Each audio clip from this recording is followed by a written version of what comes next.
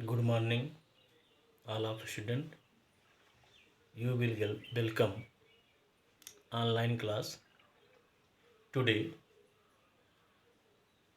you will discuss the answer and question in chemical reaction and equation. So here are some question and its give answer.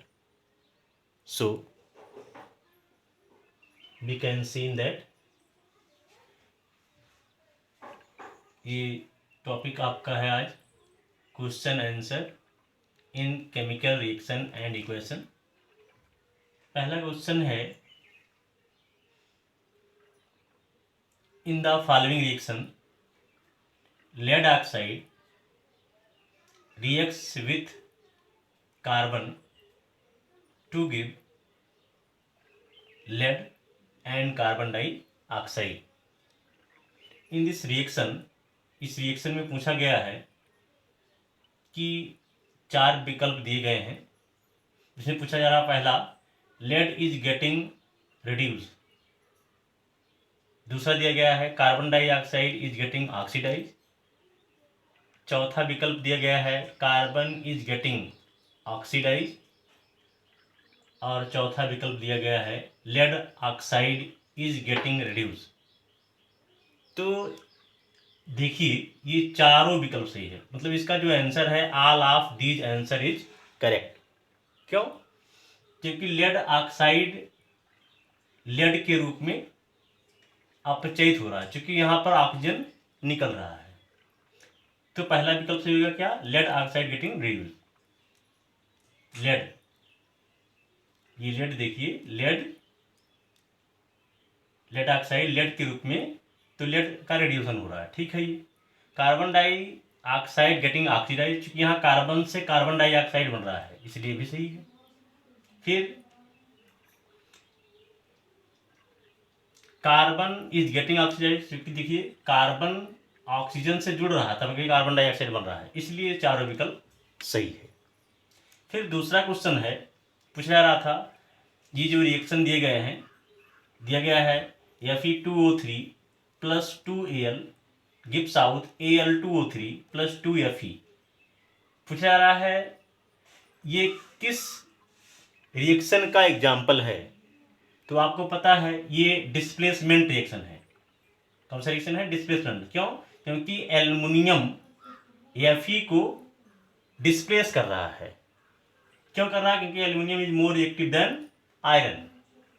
सो दूसरा question हो गया। तीसरा देखेंगे, पूछा जा रहा है what happen when dilute hydrochloric acid is added to iron filings, tick the correct answer. कह रहा है क्या होता है जब हाइड्रोक्लोरिक एसिड में आयरन फिलिंग, मतलब आयरन का चूर्ण डाला जाता है। तो आप जानते हैं इसका जो करेक्ट आंसर होगा hydrogen gas and iron chloride are produce.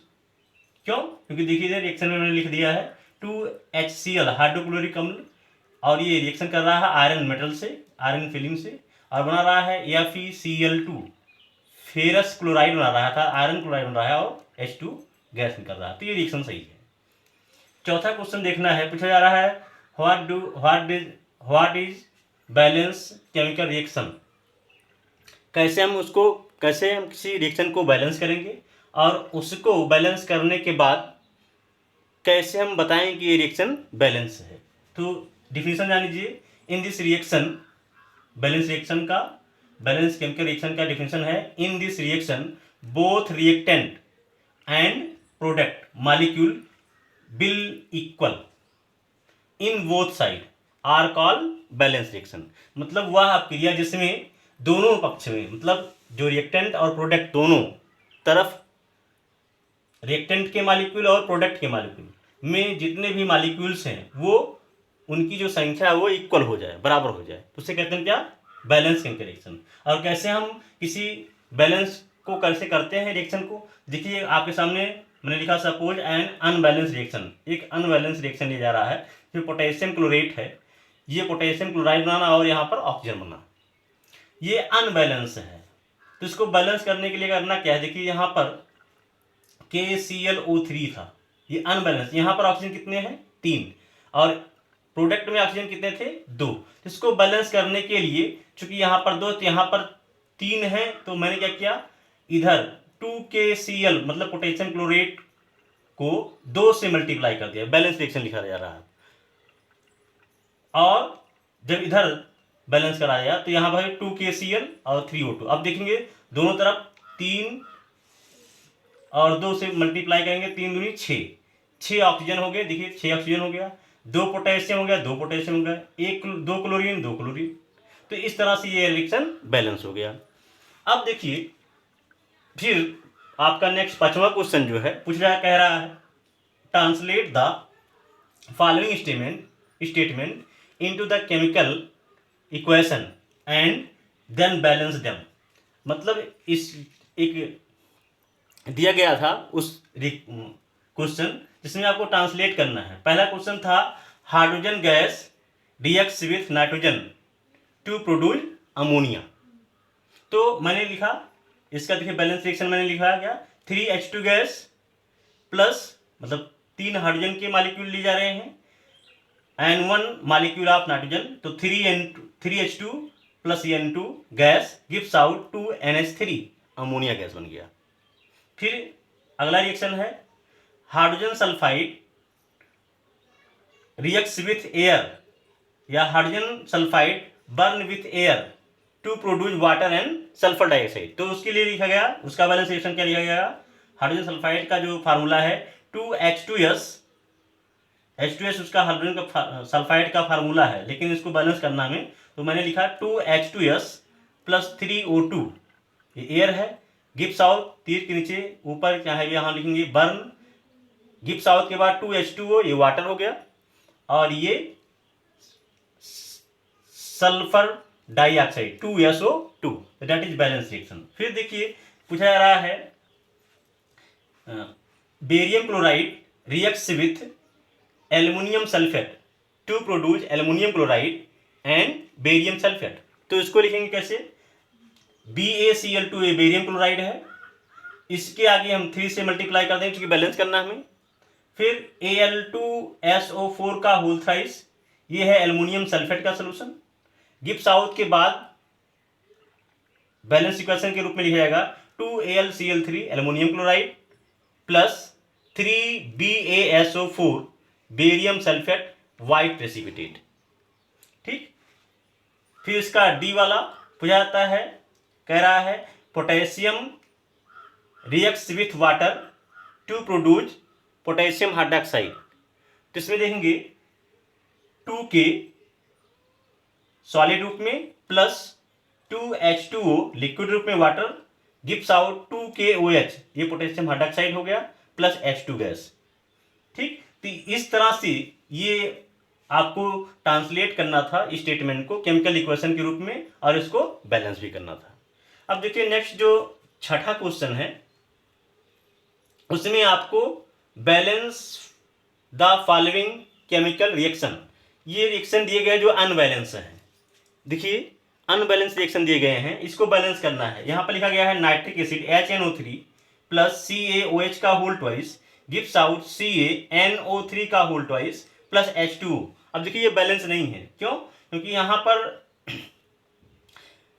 NO3 2 molecules के रूप में, यहाँ पर 1 है, तो इसको बैलेंस करने के लिए HNO3 को 2 से मल्टीप्लाई कर देंगे आगे, 2 से HNO3 को 2 से मल्टीप्लाई कर देंगे जी आगे, 2HNO3 प्लस CaOH का whole twice gives out CaNO3 का होल ट्वाइस प्लस, अब देखिए हाइड्रोजन कितने हो गए यहाँ पर 2, तो 2 हाइड्रोजन है, यहाँ पर 2 हाइड्रोजन है, 2 हाइड्रोजन यहाँ 4 हाइड्रोजन होना चाहिए, तो यहाँ पर हम क्या कर देंगे 2H2O।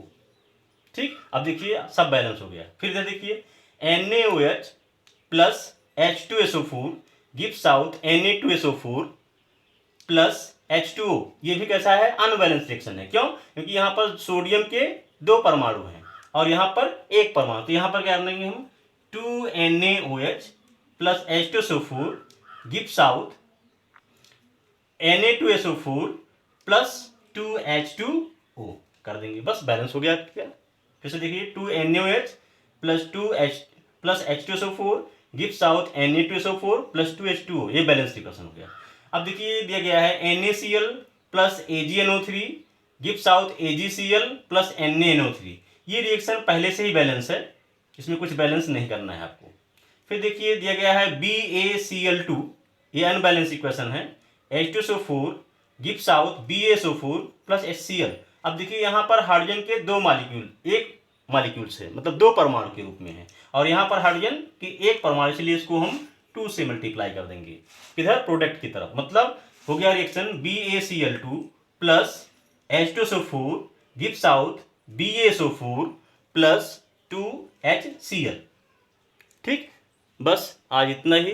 कल जो है नेक्स्ट वीडियो में आपको क्वेश्चन नंबर 7 से हल कराएंगे। ये जो क्वेश्चन आंसर है आप लोग अपनी कॉपी पर लिख लेंगे, और ये जो क्वेश्चन आंसर है आपके जो NCERT बुक है उसमें से दिया जा रहा है, इसलिए आप इसको ज़रूर सॉल्व करेंगे। धन्यवाद।